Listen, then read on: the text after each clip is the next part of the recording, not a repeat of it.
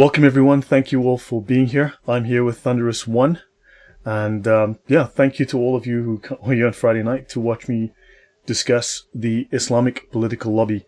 Thunderous, you wanted to open with something? Yeah, hi everybody. Certainly a privilege for me here to be again on this panel. But I would like to say a big shout out to Thaddeus of Reasoned Apologetics. Good to hear that you're out and about now and getting in contact, and be looking forward to speaking to you as well, Thaddeus. So good to hear that you're with us and communicating with us. Yeah, that's true. So guys, Thaddeus from Reasoned Apologetics should be putting out a new video next week. He's been away for a while, but he's back, and I hope to be on stream with him towards the end of this month. And we have the Sutliff Report, covers the Muslim Brotherhood, guys, so do check out the channel, the Sutliffin Report. You'll see it's in the chat right now, and I think everyone needs to learn a lot more about the Muslim Brotherhood. Paul, just for your information, I've done some extensive work for an organization. I wrote reports for them on the Muslim Brotherhood. I did research and wrote reports. For those of you who don't know, I lived and worked 11 years in the Middle East. I worked in national defense. I was a consultant. I was also an engineer. I designed long-range, wide-area military surveillance systems. I did border security, and I protected critical national infrastructure. So I made sure that bad people with names like ISIS and Al-Qaeda didn't blow up airports, did not destroy aircraft and runways at military bases, which we called force protection. So I made sure that things like water treatment plants were not destroyed. So that's the work that I got to do. That's the work that I did when I was living in the Middle East. And and now I'm on YouTube. Today I want to talk about a very important topic, the Islamic political lobby. So let me switch over. So guys, briefly, now I do expect to do this in 2 parts. Alright, just so you know, this is on the left-hand side. You can see me scrolling through. The first part is an introduction with some figures. And then the second part is where this gets more detailed, where I'm going to be doing quite a lot of number crunching. We're going to go through a lot of actual figures, numbers, right? Looking at finances, right? So let's see how far we get today. Do not want to go too long. And Sergeant Grinch, right? And Barke, Darcy, welcome. And okay, well, yeah, guys. So tell you what, let me get this rolling. Okay, there we go. Right. So welcome everyone. Thank you all for the support. I do appreciate all the mods in the chat. So let's hope that this is an entertaining Friday night. The Islamic lobby, invisible, powerful, and wealthy. Right. So the Islamic lobby undermines U.S. interests. It influences U.S. foreign and domestic policy. It wants the destruction of Israel, and it spends billions of dollars on university-influenced dawah. It promotes the demonization of Jews, as well as, of course, demonization of anyone who speaks out against it as an Islamophobe, which is obviously, as everyone knows by now, is a Muslim Brotherhood term. And it undermines the Constitution to promote Sharia and Islam. And as we know, the Sharia, as I cover extensively, is anti-constitutional. It is anti the basic precepts of Western law and democracy. Now, in our Western culture, we have a saying, the enemy of my enemy is my friend. However, something that I learned from my time in the Middle East, working and across numerous countries in the Middle East on my time there, they have a different saying. They say, do not let your enemy know that he's your enemy. So they work by stealth. They are very, very careful, right? The Sutliff Report says doable for Muslim Brotherhood members since they have a criminal enterprise with their stated goal being the end of our government, and that is correct. I have covered the Muslim Brotherhood before. I've discussed their plans for domination of the US, and I won't do that on these sets of slides, but I can go back to that again. Thunderous, before we go, anything that you would like to add? I was just thinking to myself as soon as you read that, it reminds me of the hadith where Muhammad said, we smile in their faces, yet our hearts curse them. Correct. Yeah, this is something that very few people know. Not many people actually know this saying, but I must be one of very few people that are aware of this and have heard this. Right, now, to continue. Why is there zero discussion of the powerful, wealthy, competing interests of the Islamic lobby? Now, I want to bring your attention to 2 people. This guy is called John Mearsheimer, and Stephen Walt. They wrote this book, The Israel Lobby and U.S. Foreign Policy. It's subtitled How a Powerful American Interest Group Has Created Havoc in the Middle East, Damaged Israel Itself, and Now Threatens an Even More Perilous Future. I would give this thing 0 stars. I think it overrates itself with a number of stars here. Now, these two guys were responsible for mainstreaming the narrative against Israel, right? That there is an all-powerful Israeli lobby that controls U.S. Middle East policy and, conspiratorially, the U.S. itself. Now, for those of you who've watched me, I've covered the Hamas Covenant, or the Hamas Charter. I've read to you Article 22, which is a conspiracy theorist's wet dream. The only thing that is not covered in Hamas Charter Article 22 is that the frogs are being turned gay and that transdimensional aliens are controlling the planet. Any comments from you, Thunderous? I don't think there's really much to comment on that. No. Yeah. Yeah? No, sorry. Okay. So for those of you who have the time, look up Article 22 of the Hamas Charter. They are a wing of the Muslim Brotherhood in Palestine. So now their book ignored the existence of rival Arab Islamic interests. And coincidentally, so does what we call the quote-unquote truth community on YouTube. Now, they portrayed Arabs as impotent, as unable to affect their own fate, or to influence U.S. actions. Basically, they mainstreamed the poor Arabs have no power talking point. They're just poor goat herders living in caves. With the Hamas Charter, this promotes the anti-Israel, anti-Jewish, Jews control the government talking point, which serves and benefits the Arab lobby. Now, Islamic money promotes this narrative, cloaked most often as pro-Palestinian, obviously in an attempt to demonize Israel and the Jews. So the question is that I had here is, how did the online truth community all become suddenly apologists for Islam? Because this is all there is. Today, we're going to look at the money that is being spent. We're going to see that in academia, Islamic money dwarfs Israel's spend by something like, and this is based on the figures that we know, right? And we know that there's a lot of money being spent that is not being tracked, not being reported. It dwarfs Israeli spend by something like 50 to 1, by 50 times.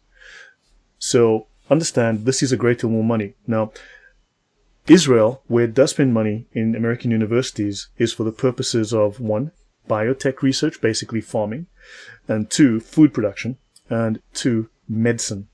Whereas Islamic money goes into dawah, which is to control think tanks, to control political science departments, counterterrorism. I know exactly, because I ran into that hard one time while I was studying counterterrorism. And yeah, so there are some serious problems. Your thoughts? No, I was just thinking to myself, it's the arguments presented by, as far as the media concerns, as far as pro-Palestine, is more emotional, not logical. And that's how to win the argument over from their point of view. Right. So when I studied counterterrorism at Leiden University, I presented, at that time, Raqqa was just taken over by, I think, French forces at the time, and they released a bunch of papers that were taken from the headquarters of ISIS. All of these documents. Now, the students in the class, now I was literally the only person that had field experience. I was the only person that worked in the industry. There were numerous Muslims who were there simply as gatekeepers, there to raise a cry and complain to the administration the moment someone said anything bad about Islam. We were able to talk about Christian terrorism, Buddhist terrorism, but when we got to the section on Islamic terrorism, it was like, okay, well, religion of peace, let's have a nice day. So, let's talk about Christian terrorism. That was our discussion on Islamic terrorism, because they were frightened, they were terrified of being harassed by the Muslims in the group. As I said, I was literally the only person that had any actual field experience, right? Now, that actually worked in the industry. And I presented my findings on what ISIS had in Raqqa. All of it was Orthodox, Sunni, Islamic legal text from the Sharia. I got banned from the course because of this. So understand, this is affecting academia, and I saw this firsthand. Right. Now, let's look at a typical example from social media of the kind of demonization. Paul, you're waiting for? That has started.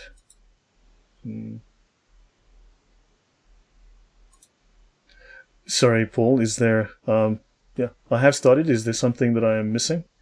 Okay, so a typical example from social media. Israel's population of 8 million people comprises but 0.01% of the global population and is the cause of 99% of the conflicts that have occurred since 9/11.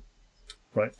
Now, the Israeli government, through AIPAC and other Israeli lobbies, have a stranglehold on American politics. Now, when they say stranglehold, what they mean is has popular support among Americans. We'll cover that again later. They claim that they have a stranglehold on all branches and levels of the American government, that 96% of the 6 major Western news media outlets are controlled by them, and they totally control US foreign policy in the Middle East and elsewhere. They claim that through collusion between government and the media, collectively Israel has grossly influenced the hearts and brainwashed the minds of the Western world by spewing out pro-Israel propaganda on an almost daily basis. Now, with $22 trillion in debt and $6 trillion spent on wars since 9/11, do you feel you're getting max whack for your tax buck? I don't. Now, they claim that, of course, this money is being sucked up by Israel.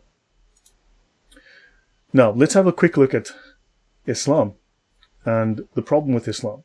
Since 9/11, there have been more than, this figure's a week old, 40,689 recorded Islamic Jihad terror attacks.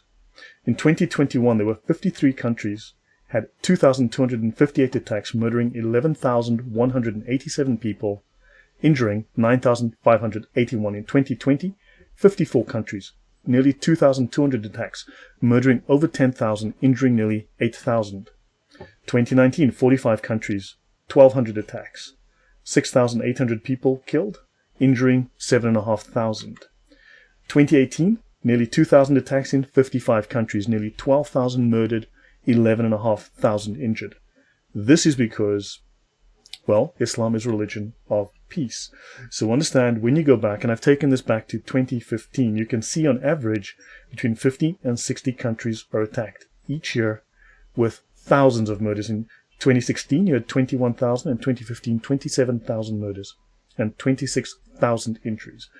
And we know that the actual figures are higher. Your thoughts, Thunderous? That's nearly 100,000 murders in less than 10 years. Yes, it's 105,475 murders in 15,000 attacks. There's not really much you can comment on that. The numbers speak for themselves. Yeah, and that is since 2015. Islamic terrorists, now, there are hundreds of Islamic terror groups. Right. Now, the Arab lobby has operated unseen. It has no visible public HQ like AIPAC. It operates by stealth. It is hardly known to the public and is therefore not discussed. Understand they got ahead of this whole of the discussion by trying to claim that there are poor sheep herders living in caves and therefore harmless. They have a policy of denying everything. James Zogby, we'll come to later, wrote in 1982 that there is no Arab lobby, which is a blatant lie.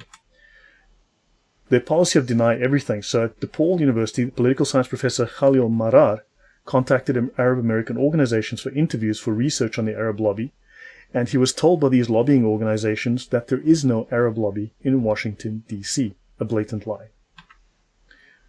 Now, the Arab lobby is older than the Israeli lobby. In fact, the Arab lobby is older than Israel. The Arab National League of America was founded in the 1930s, before Israel even existed. In 1951, King Saud of Saudi Arabia asked US officials to finance a pro-Arab lobby to counter the pro-Israel lobby. This is 3 years after Israel was made a country. The CIA obliged him. The CIA bent over backwards to help King Saud. Your thoughts, Thunderous? It speaks for itself. I've got no comments on this. Okay. So now, let's look at James Zogby. Let's have a closer look at this guy. James Zogby is the founder, the president of the Arab American Institute. He's the author of Arab Voices, and this is him here, at the American University in Cairo. The mission of his group, the AAI, is to nurture and encourage the direct participation of Arab Americans in political and civic life in the United States. In other words, to lobby. Yet, he states bluntly, there is no Arab lobby.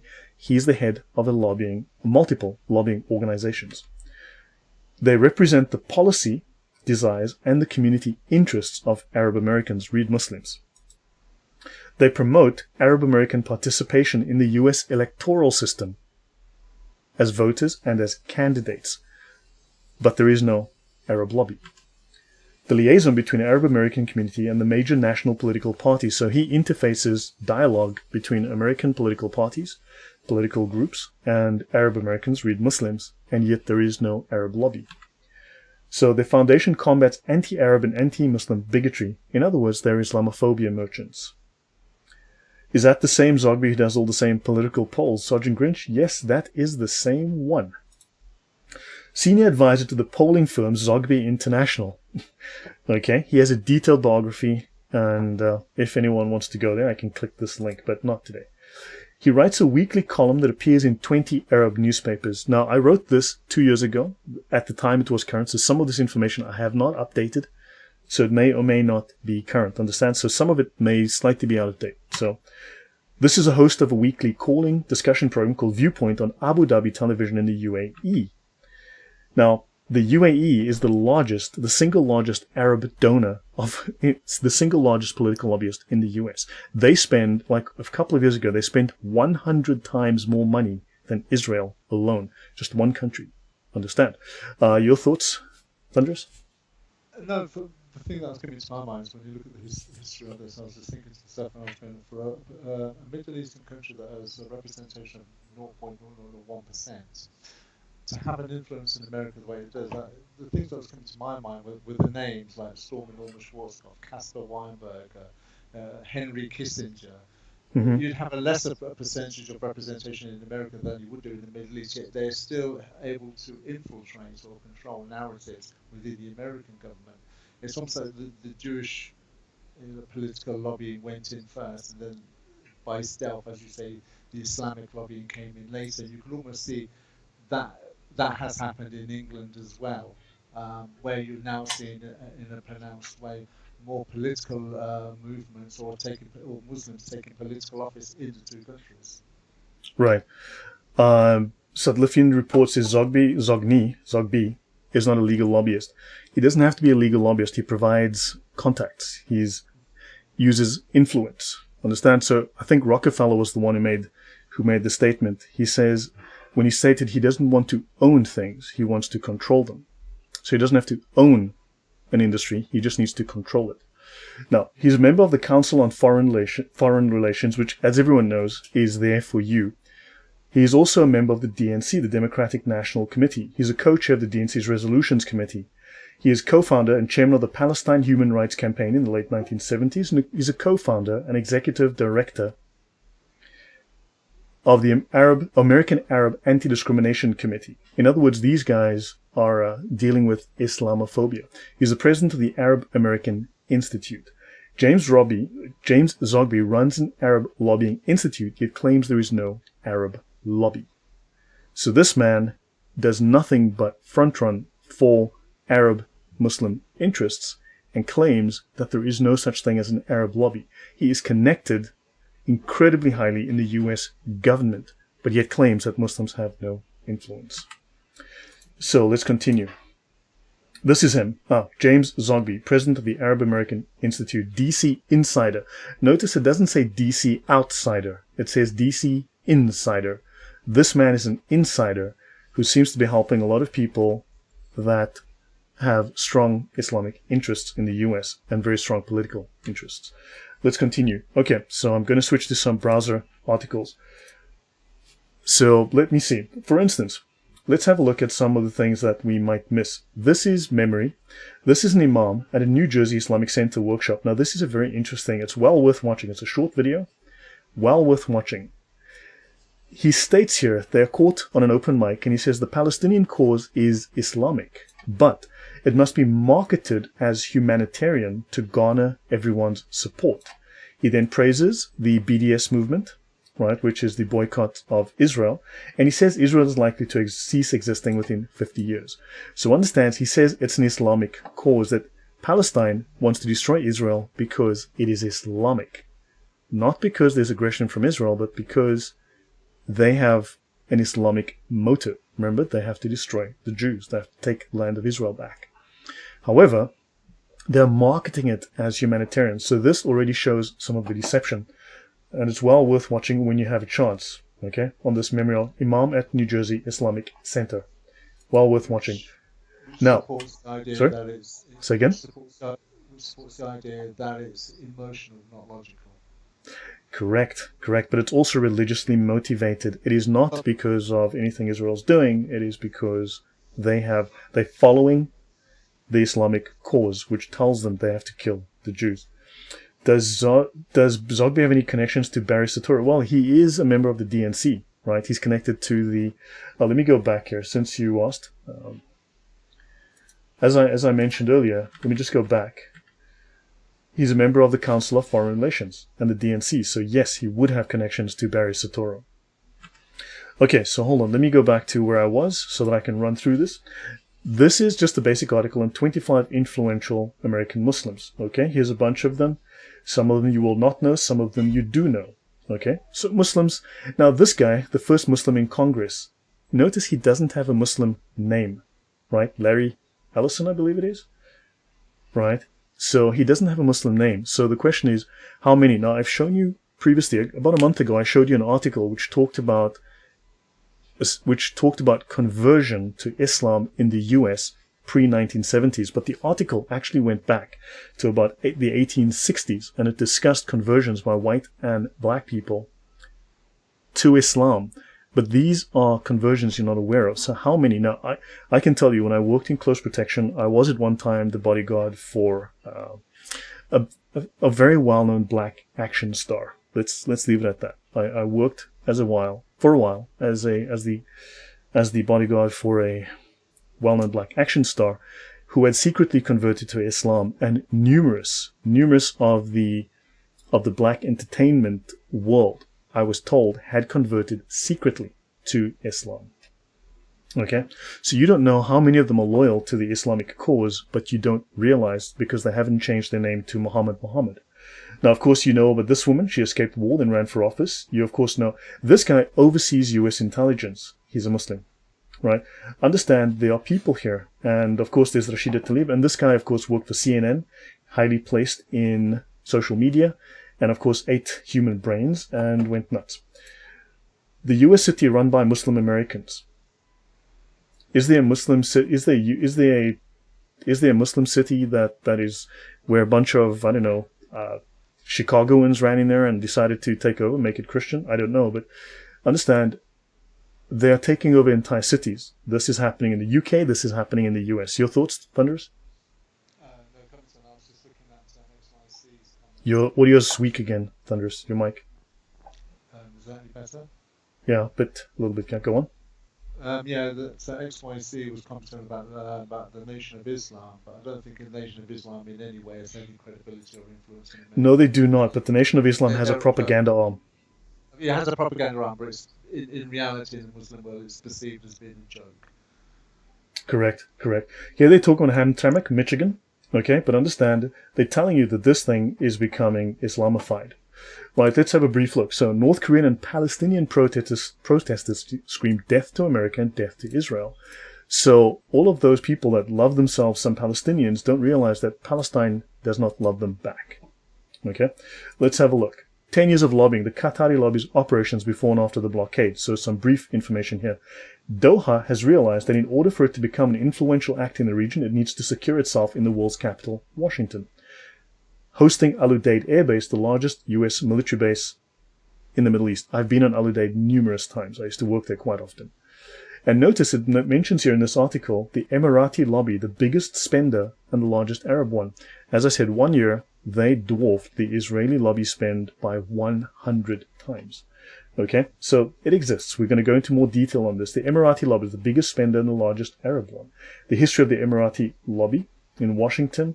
So these guys spend a pile of money. They get a lot done. Okay, so let me see. The Emirati lobby's disclosed payments in Washington have amounted to a bunch of money. Okay, now Qatari adds U.S. lobbying muscle after Saudi rift and Trump snub. They've hired 7 prominent firms to do lobbying and consulting work in Washington at a combined rate of $186,000 per month. Okay, this is spent with a bunch of companies, but of course the new figures notice, still underestimate Qatar's total spending because they come in addition to the more than a dozen groups contracted by Qatar before 2021. So this is a very, very wealthy nation of 2.8 million people that is spending a ton of money to gain influence. Let's have a look. The new documentary highlights Qatar's role in sponsoring global Muslim Brotherhood education institutions in Europe. Now, under President Trump, things got a little difficult for these guys, so they went to Europe. They started sponsoring, they started moving into universities. They're putting money into think tanks, into universities, like I said, think tanks, counter-terror training, and those counter-terror groups and those think tanks are producing idiots. Now, the rift, they want to claim that, of course, the Saudis nasty, but of course these guys are collaborating with the Muslim Brotherhood, they're collaborating with Iran, right? Qatar's growing lobby efforts. Los Angeles businessman imprisoned for influence scheme claims decades of CIA relationship. Sorry about that. Let me just go back. So last month, Global Influence Operations reported on the imprisonment of this man, an LA businessman, in connection with a massive political influence scheme. This included unregistered lobbying. So Bente J said, it is clear our government already sold us to these Islamists. Well, you should see some of the articles I'm going to bring up later, which says, has Qatar bought Washington, for instance? Your thoughts, Thunderous? No, the first thing I was thinking of, just going back to your comments about their infiltration, it kind of reminds me in the 70s and 80s when the Arab money, before they started doing this sophisticated way of influence, they were actually taking scientists over to Saudi Arabia or India, and that is non-Muslim scientists, and trying to have the non-Muslim scientists, by flattering them, taking them to hotels, having them stay in expensive resorts and such, and then almost giving them a script to read. Correct. To try and say that there was an Islamic scientific corroboration between the Quran and science, having them read a script in support. But obviously, since those days of the 70s and 80s, the Islamic influence has become a lot more sophisticated now, and is doing it by stealth in this manner, rather than overtly by using the sciences. And there's a comment in the chat as well by Bente J. We need a muscular Christianity, if not, so we should be overrun by these Muslims. Can I just say, Bente J, if you just read Matthew 6:33 and then Daniel 2:44, that is the only way. Daniel 2:44. The God of the Bible speaks for itself. Right. On the question of XYZ and the Nation of Islam has a propaganda arm. They call it a research arm, and they put out books. For instance, one of the books they put out is the relationship of the Jews and their mistreatment, slavery, and ill treatment of blacks. It is generally a pile of trash, written by, well, they don't tell you who wrote it. It just says the Nation of Islam wrote it. So that you don't know who the authors are. And, however, it tries to foment a distrust, obviously to create social tension. So these guys are working very hard to foment social tension and disruption. Yes? Can I just comment on that? Well, anybody who you can easily see that in the Bible is false. Just look at the Ethiopian eunuch who went to Jerusalem to worship and then was on his way back to Ethiopia. So anybody thinks that there's a distrust between Judaism or Jews and black people, the Bible clearly shows that to be false. Right. Nathaniel says, don't forget that the Emir of Qatar owns Al Jazeera, probably the most influential news network in the world, considered the main cause of the Arab Spring. So some fair examples. Okay. And Sunny Sleep says, suddenly Dawa boys appear outside the clubs. Now, to continue with this, because it's fairly lengthy, but so I'm going to go through at a relatively fast pace. The role of Arab oil money is ignored. It is older than the Israeli lobby. It started with the Arab National League of America in the 1930s. I've mentioned this, how the CIA obliged King Saud of Saudi Arabia, who wanted to compete with the Israeli lobby. The Arab lobby is a group of 21 Islamic states plus Palestine, or Fakistan as I tend to call it. It is Saudi-led and dominated. It is represented in the US by oil interests, defense contractors, and corporations with commercial interests in Saudi Arabia and the 21 markets that we've mentioned here. Now, the Pentagon. Weapon sales protect US interests, of course, against Iran and the former Soviet threat. But of course, weapon sales also produce income for these groups. Now, the Pentagon, to lower unit costs and extend production life, they need to sell outside of just the US and Europe. And this has been very, very profitable, very lucrative for the arms industry. I worked within that industry for a long time in the Middle East. So yes, it is. I'm not complaining. It paid me very well back then. So Now, let's have a look at Palestine. Let's talk about the Palestinian question. Are these people lobbying on behalf of the Palestinians, or are they lobbying against Israel? Remember, they said that the Palestinian issue is Islamic. It is not humanitarian. Let's have a brief look. This is the Grand Mufti of Palestine doing his Nazi salute because he volunteered for the Nazi army, became a general, and raised ultimately 600,000 troops. And I think something like 70,000 troops in Europe to fight on behalf of the Nazis. The Palestinians were very, very pro-Nazi. Here he is with Hitler. Here he is again with Hitler. This is the Grand Mufti of Jerusalem. And here he is. And of course, these are Palestinians, your friendly, peaceful Palestinians with the Nazi symbol. Palestinians again with the Nazi symbol. This is with Hermann Göring, head of the SS. These are the Nazi salutes from your friendly Hamas types. Here he is again with the senior Nazi staff. Of course, these are pictures from Palestine. And this one is the flag of the Nazi youth of Palestine. The Nazi youth of Palestine. The Palestinians are not useful proxies. Yes, they are. That is true, but the Palestinians are also living in an Islamic theocracy. They are following the Sharia, and therefore they are wanting to do exactly what Islam tells them to do. Right? Now, Arafat was trained by the German werewolves. Yeah, well, red-green axis, as Paul said earlier. Now, understand, so now let's have a look here. Arab youths found Nazi club in Haifa, probably just an accident. Probably just a total accident that these Arab youths founded a Nazi club in Israel. Just sheer accident. Okay, let's have a look. Nazis affiliate with Arabs to boycott Palestine goods. So the Armed Extremist Arab National Youth Organization, they should have called it the Armed Arab Religion of Peace Movement, threatened the boycott of Arab merchants who bought Zionist goods from Palestine. So they threatened their own. Okay, yes. Good point by Sutliff there. Let's not forget the Palestinian Hamas Nazi kites used to start fires in Israel. Exactly. So here they threaten their own who would do commerce with Israel. So they are threatening peace and commerce. Suspect Nazis in Palestine uprisings. Well, some Nazis came from Nazi Germany to help out with the Palestinian Nazi effort against those Jews. Right?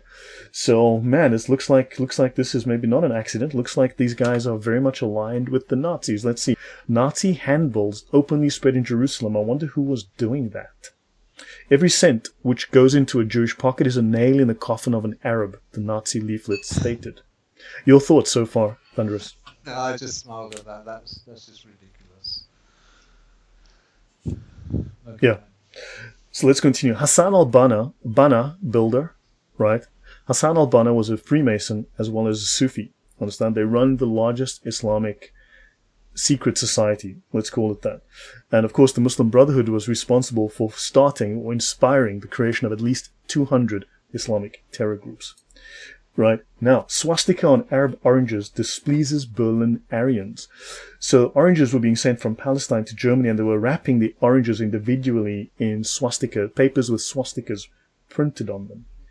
Just a sheer coincidence. Those Palestinians weren't Nazis. It's just. Do you think it was just an accident that they were so Nazi friendly, Thunderous? No, of course not. There seems to be a coincidence or a pattern developing in the country. Yeah, it does seem like a pattern seems to be developing. These guys are very, very Nazi friendly. So the question is, does Israel require military aid? Israel has peace treaties with only 2 of its neighbors. Technically, Israel is today at war with the rest of the Arab Islamic world. Iran is openly hostile. Now, for those of you who've watched my show for a while, you know that I've read through the preamble to the Constitution of the Islamic Republic of Iran. Notice I didn't say the Buddhist Republic of Iran. And those of you who've watched, you will know that the Islamic Republic of Iran quotes the Quran and states that they need to make ready all their steeds of war and all tools and implements of war, because they need to export their revolution, their Islamic revolution, to the entire world. And the Iranian Revolutionary Guard Corps doesn't just defend the borders of Iran, it spreads through active operations, influence operations, it spreads the Islamic revolution to the entire planet. They have global aspirations, global political aspirations. So, Iran is openly hostile. Given the risks and threats, Israel must continue to maintain a strong defense. When I spoke to the former head of procurement of the UAE army, he told me that in their war plans, best case scenario, absolute best case scenario, if the Iranians decided to attack the UAE, they would overrun the country within 2 hours. He said that was absolute best case. He said their standard scenario was in under 1 hour. They would subdue the entire country. The Iranians could invade and take over the UAE in less than 1 hour. This is why you find massive US troop presence in countries like Bahrain and Qatar. Okay, yes? Can I just ask a question? Yeah. What is the size of the Iranian military army? I remember reading a report several years ago that it could be up to 200,000. I'm not certain, but they mustered a large army when they were fighting with Iraq. They're a smaller population, but they had a larger army and difficult terrain. So yeah, I'm not sure what it is. Yeah. So yeah. UAE is just 7 cities. Yeah, and I lived in the UAE for many years. I really had a good time there. It was good for me. So yeah. So now to continue. Israel is outmanned and outgunned by its enemies and relies on a qualitative advantage. There are, roughly speaking, 177,000 active Israeli troops versus a combined 2.36 million Islamic troops. Okay? So if that's 200,000, that's 2.4 million. That is a dozen times more troops. Understand, they're outnumbered roughly 12 to 1. Now, new weapon systems are expensive. Israel cannot afford them on its own. Believe it or not, Israel is not floating on oil. And aid from the United States is vital to its security. Sergeant Richard Lloyd, should the US protect these Arab nations? Look, I would say to some degree, yes. Look, I worked there. I used to do some fun stuff. Okay, I went to a lot of fun places, and I saw a lot of things I wasn't allowed to speak about at the time, or I'd go to jail. Let's put it that way. Qatar was terrified that Saudi would invade, and there was one time that Saudi did come across the border because of some issues, and in Bahrain, and this is why they have a large US presence there, to help the Saudis leave politely if things get a little, tense. So understand that there's a lot going on behind the scenes. There's a great deal going on behind the scenes.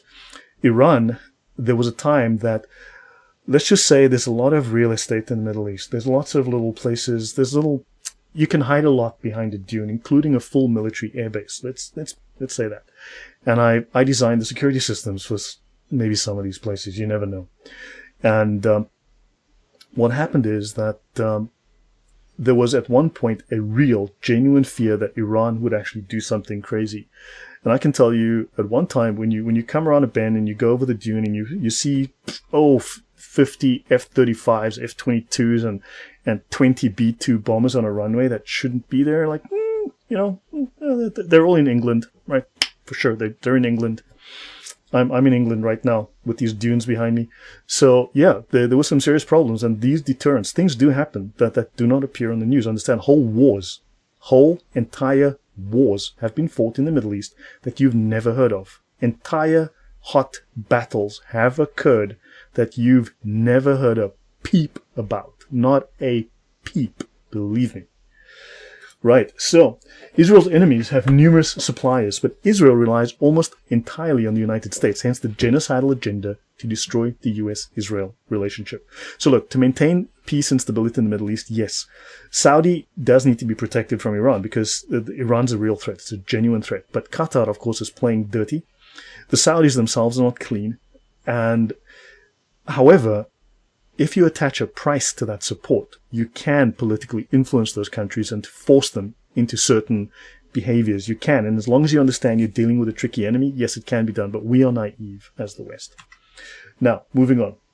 Your thoughts, Thunderous? Okay, now, top 10 US weapons clients. Now, everyone says Israel, Israel, Israel. Well, Saudi Arabia is America's #1 weapon customer for a decade now. So according to data from Stockholm International, blah-de-blah-de-blah, the biggest import of arms from the US from 2009 to 2018 was Saudi Arabia. Okay, so let's have a look. This is Saudi Arabia, $13.5 billion, if I have that correct. Then Australia. I have no idea who Australia is fighting against, except its own population right now, but okay. The UAE, $7 billion. South Korea. Okay, they've got North Korea to deal with. Then you have Iraq, Singapore, Turkey, Japan, Taiwan. Notice Israel is absent from this list. The Saudis have a lot of money. Okay? So, yeah, your thoughts, Thunderous?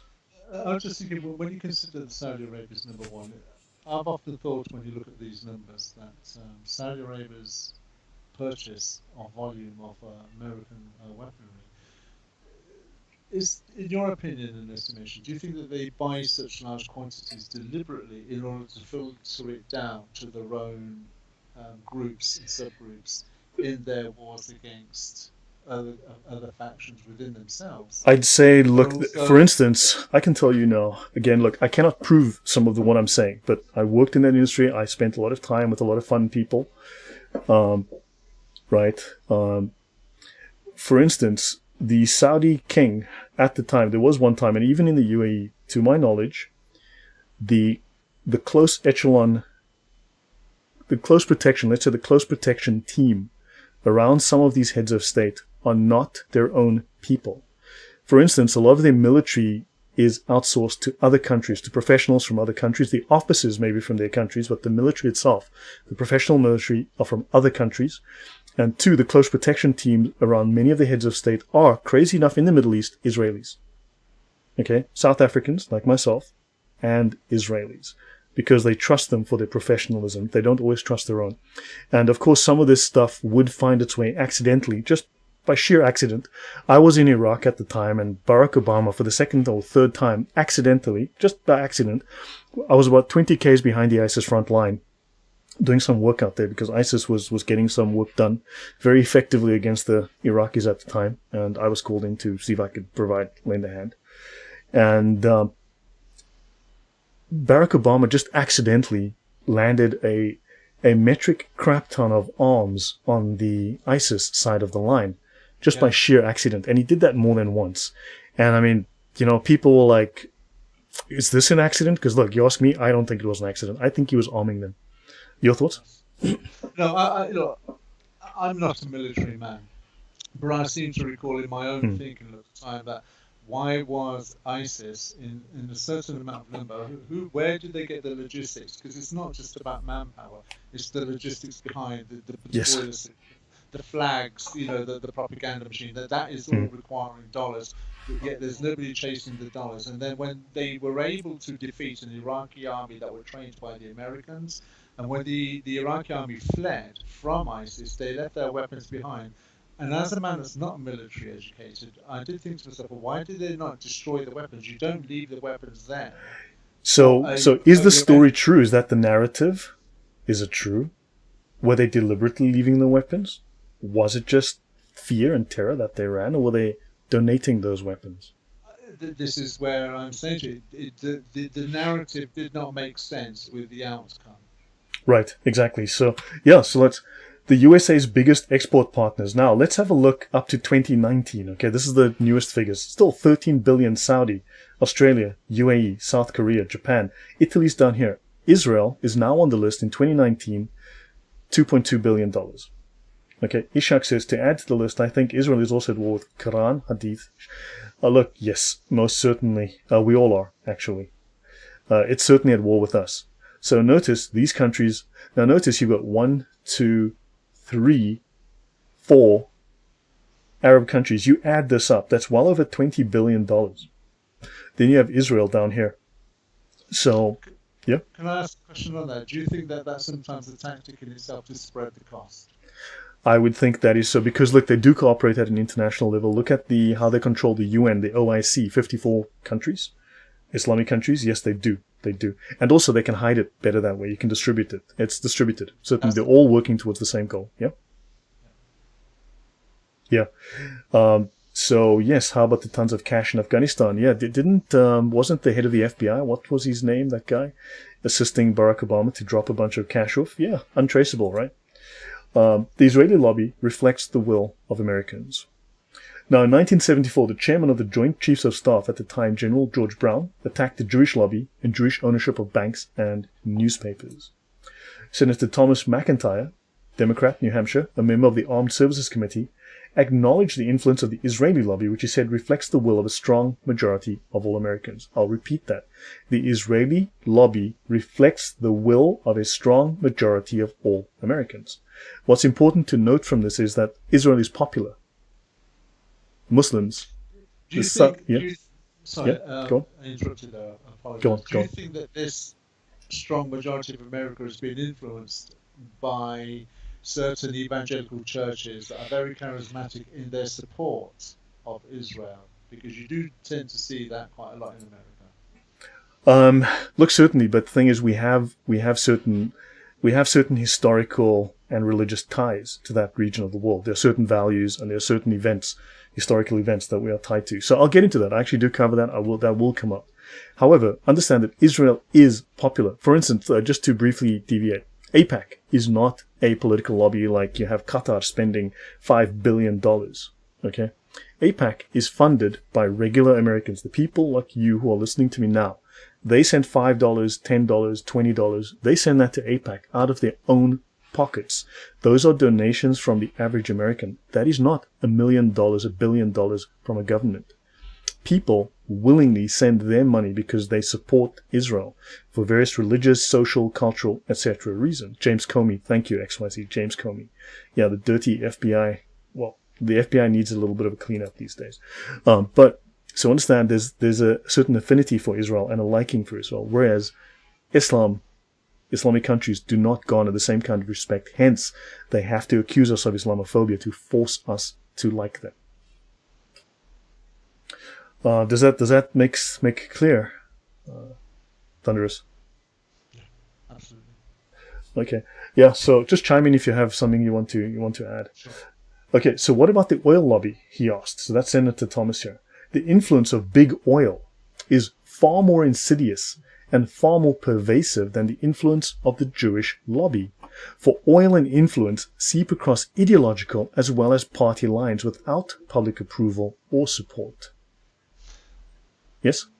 The first thing I was thinking of is because when you consider the Jewish lobby is for a particular geographical location on Earth. That's it. They have no other agenda, in my perception of the way I've seen American politics. Whereas the Islamic influence is, as that point brings out, when you talk insidious and pervasive, to influence, which is something that you're going to be going into maybe in the latter part of this discussion, or maybe in the next discussion when we're talking about other fields of influence that are not necessarily just political. Correct. Yeah. So understand, hopefully guys, this is coming clear to you what actually is happening. There's a lot more going on here than we are aware of. And he said the Jewish lobby isn't in the same league as the general's own lobby, the Pentagon and the defense establishment. So understand, who is the Pentagon and the defense establishment selling the bulk of its weapons to? The Arabs. Where they're making a lot of money. Who would lose a lot of jobs? Who would be hurt if they stopped doing this? So understand, there's a vested financial interest from both oil and arms. Now, the Arab lobby versus AIPAC, in brief. AIPAC is domestic money. It is not international lobbying money. It is domestic money raised by American Jews and Christians, including Christian refugees from Lebanon who understand the Islamic threat and agenda, who support Israel. Sunny Sleep says, Obama is a Sunni Christian stranger. How? Yeah, he was into helping Sunni IS. Yeah, I was across there, man. People were scratching their heads wondering about that guy. So, now the reasons include religious and biblical heritage. This is why Americans and Jews in the US and others support Israel. Family heritage. Direct knowledge of the threat to Israel by the Arab countries. So that is AIPAC in a nutshell. Now, since the establishment, so the Arab lobby has worldwide reach. Since the establishment of Israel in 1948, the Arab lobby in large part is an anti-Israel lobby and has grown to include defense contractors and former government officials employed by 21 Arab states.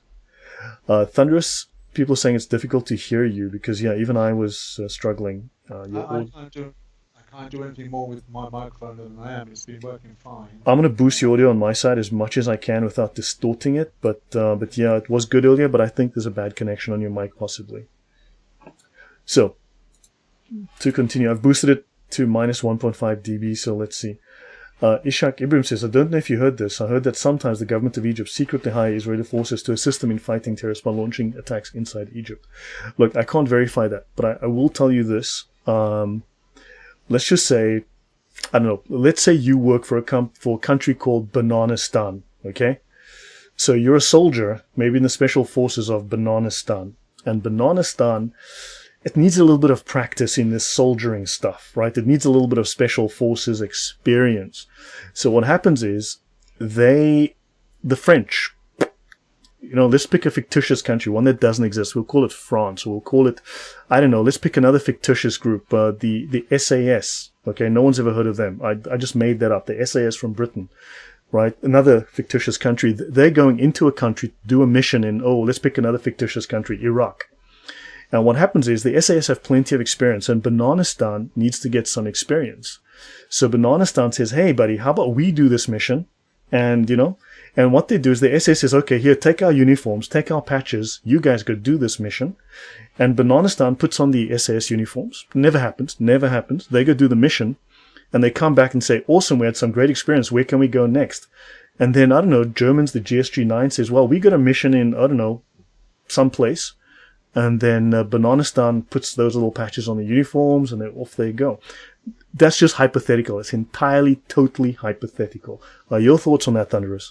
It's not a far stretch to understand that false flags are largely provocateurs. Yeah, it's not necessarily a false flag. It's just that they do these missions like this. Yeah, but true, false flags do happen. I agree there. Yeah. So defense contractors, former government officials, and corporations with business interests in the Middle East. In the Muddle East, I should have called it. Then there are NGOs, especially human rights organizations, that actively, with George Soros money, are trying to import the entire Middle East into Europe and America. Right? Which is just sheer coincidence, obviously. Right? Now, the United Nations, which is effectively run by two groups, the Chinese and the Muslims. Right, the OIC, the Organization of Islamic Cooperation, 54 countries. Shouldn't we use the term Muslim Islamic countries rather than the Arab countries? That is true, correct. The Arabs but the Arabs have the money. The Arabs have the pull, okay? So the United Nations, and there are resolutions ad nauseum, okay? So there's a standing joke in the UN about the OIC that they're always going to make a resolution against Israel. Okay, and then you have academics. They fund a lot of money into academia. They are buying minds. They are buying influence. They're doing influence operations, particularly from Islam-funded university Middle East studies departments.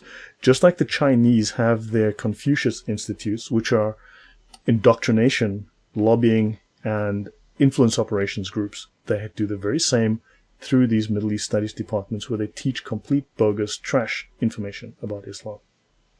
Okay. So, Israel haters, and of course a significant percentage of the media and cultural elite who are anti-Jewish. And then of course you've got Christian anti-Jewish, anti-Israel groups cloaked as anti-Zionists. And then you have leaders and diplomats from 21 Arab governments and non-Arab Islamic nations. So they have a huge world. Last I checked, there's 54 Islamic countries and there's one Jewish country. So they're outnumbered by 54 to 1. I'd say the other guys have a numerical advantage. Your thoughts, Thunderous? No, I'm just thinking to clarify what words mean as well. Because when we look at the word lobbying, in itself it just means to influence. But in this day and age now, with the way that we're using the word lobby, I think it's probably a bit of a misnomer now. When we're looking at Arab influence, we're talking about bribery and blackmail. That's what we're talking about. We're not talking about lobbying to seek influence. We're talking about buying people. And the thing is when you buy something, particularly from a person, the other person has to fulfill their end of the deal. That's a fair point, and I think that is a very, very fair point. And when we get to the university section, we'll have a look into that and discuss some of the issues around that. So the OIC, the Organization of Islamic Cooperation, wields critical influence at the UN and at the EU. Right? So now, the Arab lobby, sadly, has no popular support. John Q. Average does not like these people. So for 90 years, the Arab lobby has worked to influence US policy by directly lobbying and paying decision makers. So through money, as you stated, bribery. The Bush family, and we're going to do a section on Bush, we're going to do a section on a certain woman from Arkansas who was married to a certain president from Arkansas at some point. The Bush family earned at least $1.47 billion. That's $1,470 million from Saudi Arabia. Sunny Sleep says, no one apart from the Quran. Okay, now, then we have the Clinton family. They had strong support from the Clinton family. Then you've got Grover Norquist, this guy here. He is a Muslim Brotherhood enabler. Sadly, he works within the Republican Party. Okay, then you've got John Brennan, this guy, and there are too many theories that this man is Muslim, possibly Shia. Okay, there are far too many. In fact, there's the one movie on the capture of Osama bin Laden, the killing of Osama bin Laden, Dark 30, right, where he is actually found praying in the CIA, where she goes to see him in the office, and the character who is playing Nathaniel, they moved to Arkansas. He was the governor of Arkansas, so, they're from Arkansas. That's where you get Arkansas from. That's what I'm referring to indirectly. So understand... Maynard. Sorry? Maynard. Was it a little town or something called Maynard he was in? Maynard, Arkansas? I have no idea, but the governor from Arkansas, they coined the term Arkansas because of them. So in the movie Dark 30, she goes to see John Brennan, and he's busy praying, doing the Islamic prayer on a mat. So the story is he must officially be a Muslim. In fact, there's one very cringeworthy discussion, video on YouTube, where he's talking about his time when he was learning, and he speaks Arabic to the audience, and he. Okay, then you have Grover Norquist, you have John Brennan, and Huma Abedin, right? So let me actually, hold on, let me actually go, and I just want to,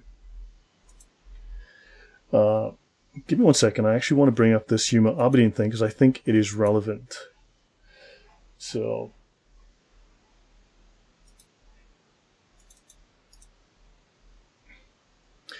I'm going to deviate quickly. We're going to talk about Huma Abedin and her connections to the Muslim Brotherhood. So this is Huma Abedin. This is Hillary Clinton. You may have heard of her. She was named Hillary Clinton's shadow. Others have called her Clinton's surrogate daughter. Apparently she's very close, because Muslims have no influence in the government whatsoever. She was the vice chair of Hillary Clinton's 2016 presidential campaign. She served as personal assistant to Clinton's first presidential run in 2008. So she goes way back. Abedin became Hillary's deputy chief of staff when Clinton was appointed as President Barack Obama's Secretary of State. Maybe she has something to do with what happened in Libya. BMW says, have you read the document, an explanatory memorandum? I have done it. I've read the entire thing on my show. So yes, I have read the entire thing, and I've gone through it in detail on my show. So she served as personal assistant. Okay, she handled day-to-day operations for Hillary, from faxes and emails to booking her appointments and answering Hillary's cell phone. She is considered by many as the most powerful person in Hillary's campaign organization. And reporter Annie Carney wrote on Politico.com that Abedin was the only official channel to Clinton over the past year and has been elevated to the most senior member of Clinton's old guard. In that capacity, Huma is occupying a perch overseeing the campaign operations. Now, of course, the Clinton emails, 30,000 emails went missing, and the State Department publicly released thousands of emails from Clinton and her aides after it was discovered she used a private email server. And of course, the exchanges were between Clinton and Abedin, and revealed she scheduled Clinton's medical and beauty appointments and had full access to the former Secretary of State. We'll go through those emails later. Some interesting emails. Abedin lived in Saudi Arabia for 16 years. Your thoughts, Thunderous? I was just wondering if Abedin had been on her knees in the Oval Office. If she'd what, sorry? If she'd been on her knees in the Oval... Oh, you bad man.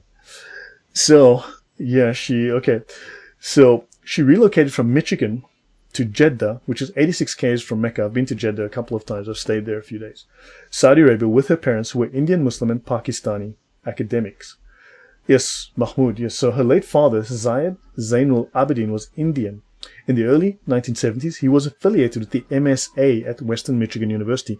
The MSA is a Muslim Brotherhood Front organization. Her mother, Saleha Mahmoud Abedin, was born in Pakistan. She received a PhD in sociology from the University of Pennsylvania in 1977. Said is a Muslim who claims descent from Muhammad, and Abedi is one who serves or one who worships Allah. Abedin are the ones who worship Allah. Okay, Deen, of course, is Islam as a deen, a political system. Gene T says Brennan is a snake. Did he convert to Islam while he was in Riyadh? He has talked about the glory of the Hajj. Exactly. What was he doing in Mecca if he's not a Muslim? You know, I mean, there are legitimate reasons. Some of my colleagues were in Mecca to do some work. They did a CCTV surveillance system in Mecca. Certainly, there are reasons you can go. I was not there. I was close, but not there. And well, one has to wonder. Her father helped start an international journal called the Journal of Muslim Minority Affairs. She worked part-time at the journal between 1998 and 2009. She's a George Washington University graduate. This is important because George Washington University receives a huge amount of Islamic lobbying money. They take a lot of Islamic money. They're one of the prime spots where that money goes to turn people into pro-Muslim ideologues. She married an ex-congressman, Anthony Weiner. Questions have been raised about her arrangement to accept outside income as a consultant while working for Clinton at the State Department. She was getting money. Your thoughts, Thunderous? No comment. Clinton signed off on the controversial deal in 2012 that let Abedin simultaneously work for the State Department and a private consulting firm with ties to the Clinton family. She was a special government employee. She was earning private money while a government employee. Right? So now, Abedin did not disclose on her financial report either the special employment arrangement or the $135,000 she made, in violation of the law. Okay? Government groups warned of the conflict of interest. And of course, nothing happened. Okay? A number of analysts have noted that it is extremely rare for Islamic women, particularly those who have family ties to the Muslim Brotherhood, to marry non-Muslims like Weiner. She must have done this for political gain. Especially someone who is Jewish, right? So Dr. Anwar Shub, the highest-ranking faculty authority at the College of Sharia and Islamic Studies in Kuwait, formally declared that Abedin's marriage was null and void under the dictates of Sharia law. Note there are those who regularly tell me that Sharia law A does not exist, which is insane, which explicitly forbids matrimony between a Muslim woman and an infidel. Okay? He classed it as adultery. And then, of course, let's have a quick look at this. How did Pakistan steal our top-secret info? So, the Awan brothers, we may have forgotten about those. People may not know this, but this was illegal. Thank you. Welcome, Paul Sutler. Thank you. So yeah, DWS hired Pakistani Awan brothers as US Capitol tech staff.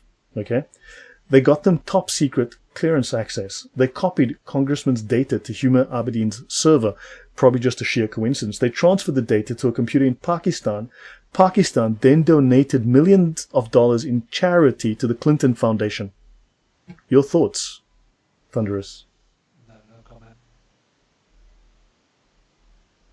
Yeah, so understand that this is clear sign. I mean, who knows what's going on here, but she's connected to this. The Clintons are connected to this. She should be in prison. Exactly. Hillary for prison 2022. So Imran Awan and his family were banned from the White House computer network in February 2017 after the House's top law enforcement officer wrote that Imran is an ongoing and serious risk to the House of Reps, threatening the integrity of our information systems. And a server containing evidence had gone missing, an entire server. Hillary was involved in this. Abedin was involved in this. As you can see, just coincidences, nothing to see here. Yes, Nathaniel, you've hit that nail right on the thumb. The Inspector General said server logs showed unauthorized access and procurement records were falsified.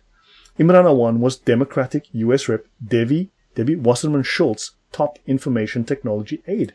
Good grief, he worked for the Dems. He'd split his time between several Dem lawmakers, most of whom fired him. Wasserman Schultz kept him on until he was arrested in July while trying to board a flight for Pakistan. Okay, let me continue and finish this. So Imran Awan pleaded guilty to bank fraud, but they found no evidence that he violated federal law with regards to house computer systems. I wonder how he got off. He got off on this. Okay? Debbie Wasserman Schultz failed to fire IT staff Imran Awan after he already stole property and wired nearly $300,000 to Pakistan. A House Office of Inspector General investigation determined that Awan and his crew, none of whom underwent background checks, no background. When I got hired for my job, they spent a year. I had to wait 1 year to get my clearance. Understand, 12 months of my life, I waited to get U.S. government security clearance. Yes, I used to have clearance from the U.S. government. I signed a bunch of papers that said I would find my ass in jail if I stepped out of line on the following points. Understand, these guys had access to secret government data with not a single background check. So they went underground, they did not to gain the positions they held in Congress, and they committed numerous violations. So, Aberdeen, her history and connections are mostly unknown. So, Hillary spoke at Huma's wedding, saying if she had a second daughter, it would be Huma. And she's been with Hillary for 20 years. Let's have a quick look. Hillary Clinton, Huma Aberdeen, this guy, and Saudi Arabia. Shall I continue here? Should I continue or stop here? Let me stop here, okay? I'll stop on this page and I will continue. Your thoughts, Thunderous, before I go on? This is the last page. Yeah, go on. No, go on. It's okay. I'll just comment on something that Sunny Sleep said in the comment. Biden, Obama, Clinton, too many coincidences. I think yes. I discussed this earlier on, Lloyd, that when we're looking at Biden, Obama, Clinton, and such people in political office, if you notice in a pattern, and the pattern is going back decades or years, it's probably because these people serve as frontmen. There's a narrative or a controller yes. or controlling feature or a man behind the curtain or men behind the curtains. So you're seeing a narrative working through a generational period, if you like, or in generational time, that these people come in to facilitate that agenda that's being worked through. And as far as court cases where people are found to be guilty of committing certain crimes, they've already, in my opinion or estimation, they've already sorted out the narrative or the logistics so that they don't get convicted or that there's no charges pressed against them. So they know how to infiltrate and how to get out of particular situations. Right, and they've got cover. They've got cover. For cover, you've summed it up. The cover has already been facilitated. Correct. Now, just briefly, I'll end here. I'm not going to go further with this. This document I'll make available. I'll drop it in the description later so you can download this and read it for yourself. But the Aberdeen family business is owned by the Muslim World League, which just by sheer coincidence happens to be Saudi Arabia's global organization that promotes Wahhabi Islam, Islamic supremacy, and Sharia law worldwide. Now notice, the same family business of the Aberdeens shares an office at 46 Goodge Street in London. So when you Google for this, the Muslim World League, you get the same address as Huma Aberdeen's family business. They just happen to be sitting at the same desks. No connection whatsoever. Your thoughts on that? I think they'll be coming out next week where I'll probably be a little bit more vocal. So, Institute of Muslim Minority Affairs, 46 Goodge Street, London, and then you have a look here, the Muslim World League.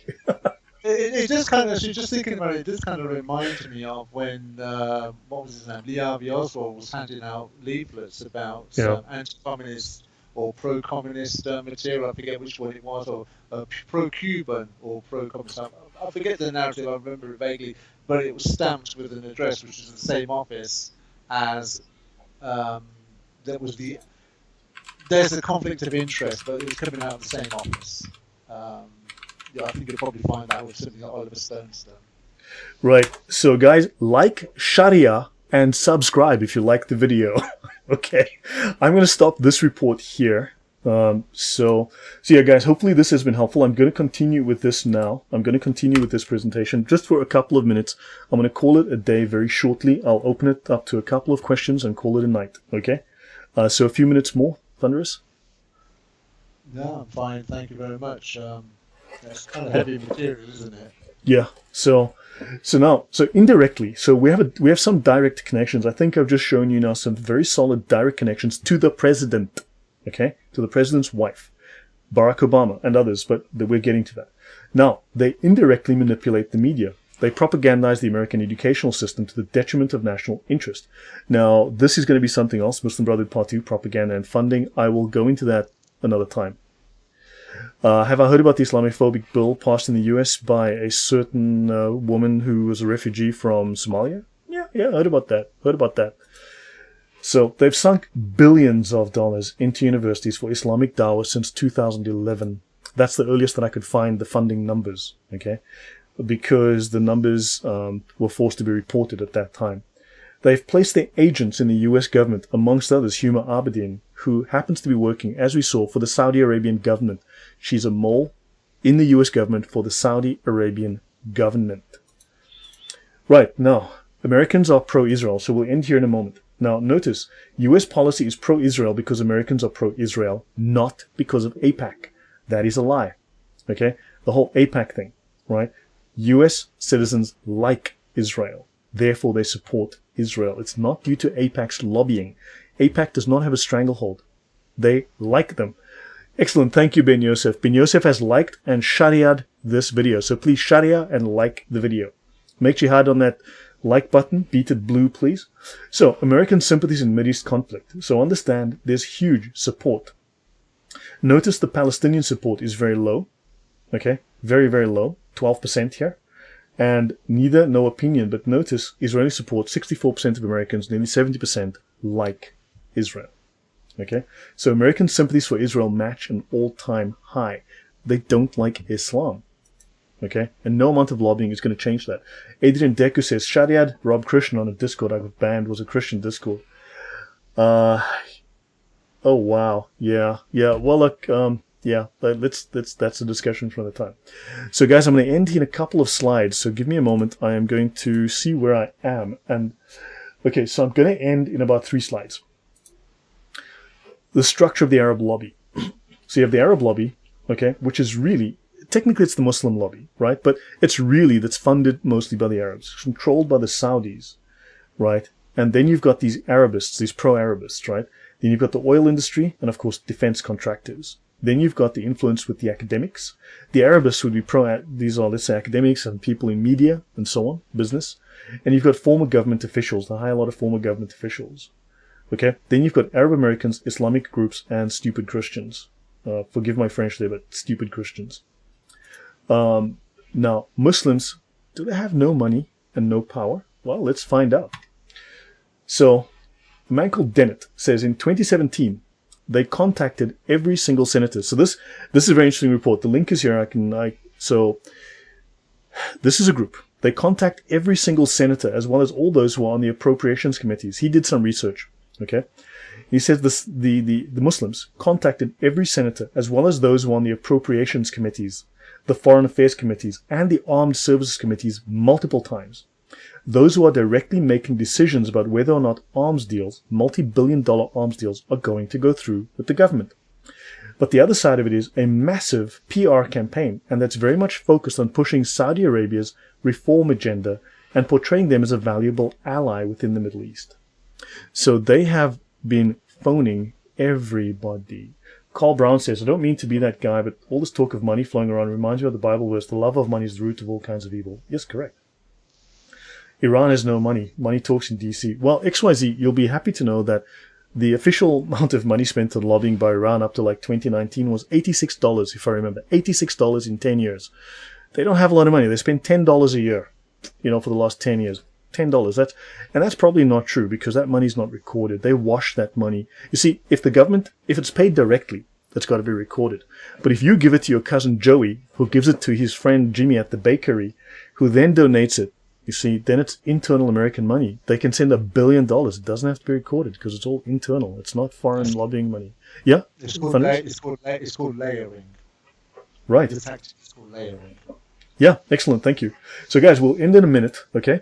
So, the Arab lobby in America and influence over the US. We're only going to do a couple more slides. So, lost in all the controversy over the mosque is the fact that the Arab lobby is one of the strongest in America. Even stronger than Israel, says a controversial new book by Alan Dershowitz on how Arab governments influence U.S. politics. It's time to silence the Saudi lobbying machine in Washington. If Saudi Arabia murdered a Virginia resident, the kingdom must pay, that was Adnan Khashoggi. But let's just say he wasn't exactly a good guy either. According to a new report from Foreign Influence Transparency Initiative, firms under the Foreign Agents Registration Act have reported receiving more than $40 million from Saudi Arabia in 2017 and 18. Saudi lobbyists have contacted Congress, the executive branch, media outlets, and think tanks more than 4,000 times. Saudi Arabia has amassed one of the largest and most well-funded influence operations in the US, pumping cash into think tanks and elite American universities across the nation. Saudi hired lobbyists give millions to influence US Congress because they broke and don't have money. They just goat herders living in caves. Saudi prosecutors said Jamal Khashoggi was killed, blah, blah, blah. The Saudis have poured money into lobbying for decades. This, according to Time magazine. What makes the US-Saudi relationship so special? Weapons, oil, and an army of lobbyists. Because again, they're broke, they don't have money, they're just Stone Age goat herders living in caves.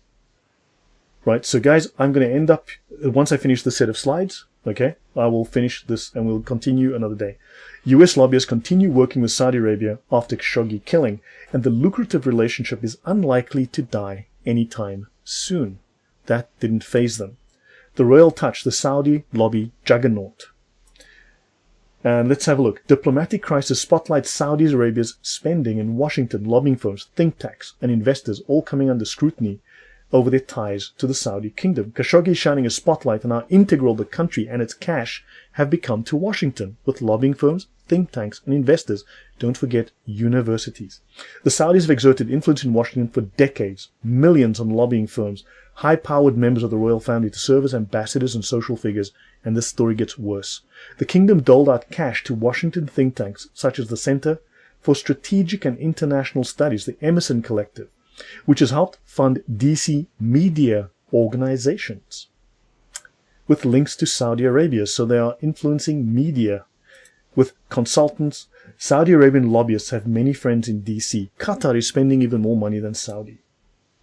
Oh wow, okay, here we go. The Saudi government and its affiliates have spent millions of dollars on US law, lobby, and PR firms to raise the country's visibility in the US and before the United Nations. How much Saudi Arabia spends to influence public opinion in the US? So NPR's Marie-Louise Kelly talks with Lydia Dennett, investigator with the Project on Government Oversight, about how much Saudi Arabia spent in the US on lobbying and what the money has bought them.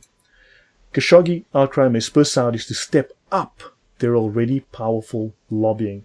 Countries spend more when relationships sour in Washington. Saudi lobbying in the US has tripled since Trump took office. He was against them. He was shutting them down.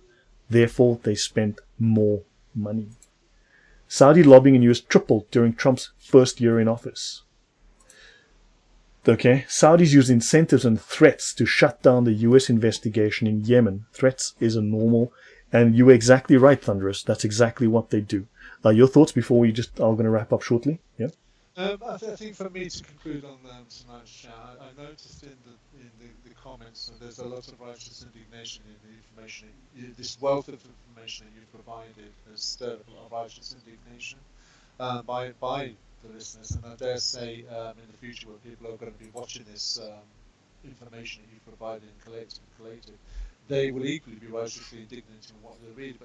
But for people who follow the biblical narrative, one has to bear in mind, I won't tell you what the scriptures are, people can look at them themselves, but Ecclesiastes 4:1 comes to mind, Jeremiah 10:23 comes to mind, Daniel 2:44 comes to mind. There's no other way to navigate ourselves out of this other than what we know is prophesied to come. But also at the same time, there are two other things one has to bear in mind, because what you're looking at is an insidious machination of how politics and money works. Somebody put in the comments earlier on about money being the root of all evil.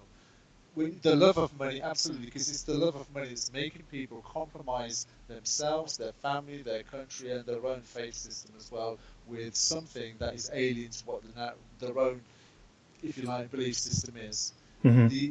What I would say to people in the audience as well is just think of 1 John 5:19 and Revelation 12:9. What does that teach you about who the real puppet master is in all of this, and what is that agenda's end game? Right, yeah. Okay, so to finish this set of slides, and I'll call it a day. So high-level Saudi visit follows multi-million-dollar foreign influence operation. They bought their way out of the Yemen debacle. I was on the air bases when they were doing that stuff. High-level Saudi visit follows the Biden administration. The Biden administration officials hosted Saudi Arabia's Prince Khalid bin Salman. They did not publicly disclose in advance, comes on the heel of, so President Joe Biden decided to not sanction the Saudi crown prince. Oh my golly. Prince Khalid met with the Secretary of Defense Colin Kahl. Oh wow, okay, Biden's in on the same game. Isn't that just a sheer coincidence? Saudi Arabia restored its US influence machine after the Khashoggi. Okay, so it looks like They moved from K Street to Main Street. Oh boy, so they're not just doing political lobbying, now they're lobbying your mind too. So they have community members across the US to peddle the best version of the kingdom. They've given its brand as an American as apple pie shine, which is a lie. Understand, these guys have bought Washington and now they're coming to buy you. Right, so Ishak says, Israel attacks in Egypt was published in the Times of Israel. Other than the title is called Israel says will lend a hand in Egypt's fight against Islam. I have no idea what that's about. Okay, so guys, this is the last slide. I'll end here tonight. House of Bush, House of Saud. And so this is a preview for what's coming. We're going to be talking about the strong Islamic and Saudi connections to the Bush family. 2 days after 9/11, US air traffic was tightly restricted. 140 Saudis, royals, and family of Osama bin Laden were permitted to leave and escape questioning by US intelligence. All the answers, everything needed to dismantle Osama bin Laden's organization can be found in Saudi Arabia. He didn't say Israel. So, this is from John O'Neill, an FBI counter-terror expert who died in the World Trade Center. Right? And there's plenty of evidence to Saudi Arabia. Now, in the 1970s, the oil-rich House of Saud began courting American politicians in a bid for military protection, influence, and investment opportunity. With the Bush family, the Saudis hit a gusher. Yep, they hit themselves a gusher with the Bush family. So guys, I'll stop here. Hopefully this has been enlightening, entertaining, and educational. Shall we do part 2? What is tomorrow, Saturday? Would you like to do another part on Sunday? Would you guys like part 2 on Sunday? Just drop a 1 in the chat if you like part 2 on Sunday. Otherwise, I'll tackle this another time. Yes, okay. So just drop a 1, guys. And I'll do part 2. Yes, excellent. So I guess I'll speak with Thunderous. So same time on Sunday. Thanks, guys. So I'll give it a 1-2 then. So guys, on Sunday, same time, I will continue with this. And we'll start discussing the connections to the Bush family. We'll go into the Clintons. We'll go into how they are manipulating universities. All right, guys. So please give it a like. Give it a sharia. Give it a, So, guys, thank you very much. So yeah. Good. Sorry. That's so good. All right, guys. Appestate Russ, thank you. You guys are very welcome. Thank you, guys.